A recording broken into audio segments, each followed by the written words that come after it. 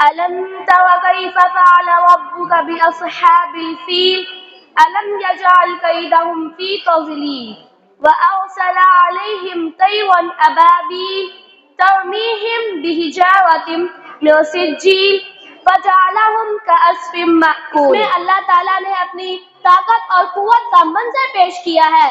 اللہ تعالیٰ اس میں ارشاد فرماتے ہیں، کیا تو نے نہیں دیکھا کہ تیرے رب نے ہاتھی والوں کے ساتھ کیا کیا؟ ان کی مکر کو بیکار نہیں کر دیا، ان کے اوپر پرندوں کے جھنڈ بھیج دیے جو ان کو پتھر کی کنکریاں مار رہی تھی، لہذا انہیں کھائے ہوئے بھوسے کی طرح کر دیا۔